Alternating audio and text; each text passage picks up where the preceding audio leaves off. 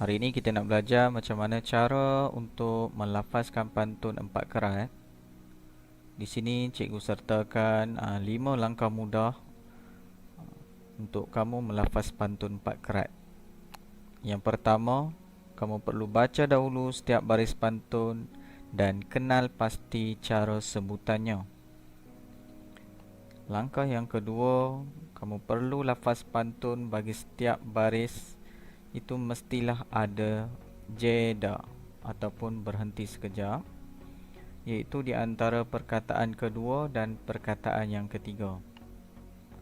Seterusnya, yang ketiga, intonasi bagi baris pertama dan baris yang ketiga adalah sama.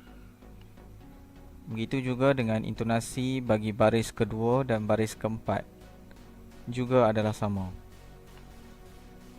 Dan langkah yang keempat, elakkan lafaz pantun dengan terlalu laju.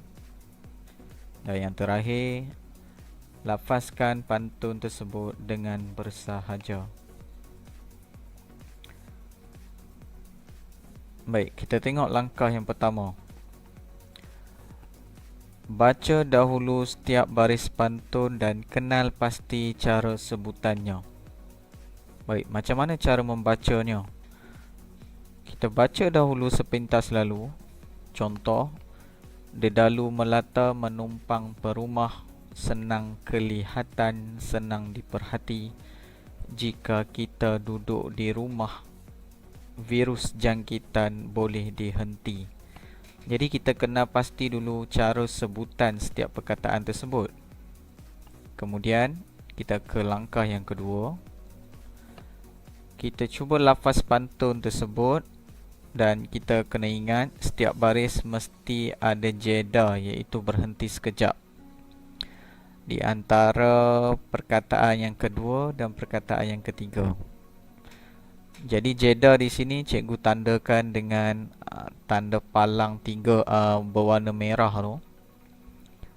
Jadi kita boleh dengar macam mana cara nak berhenti sekejap.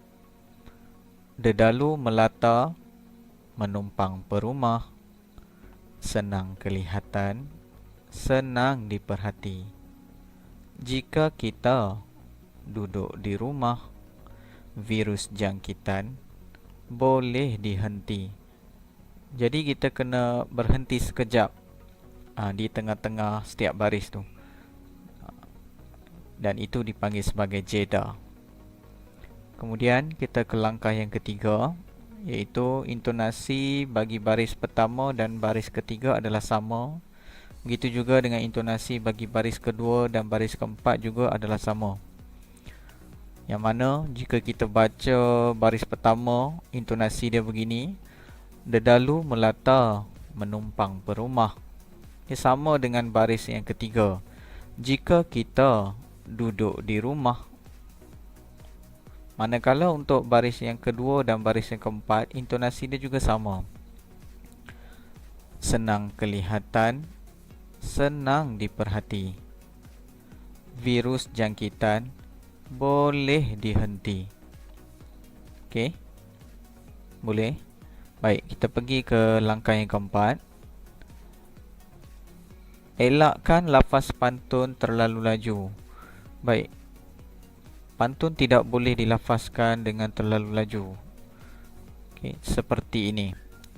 Dedalu melata menumpang perumah, senang kelihatan, senang diperhati. Jika kita duduk di rumah, virus jangkitan boleh dihenti.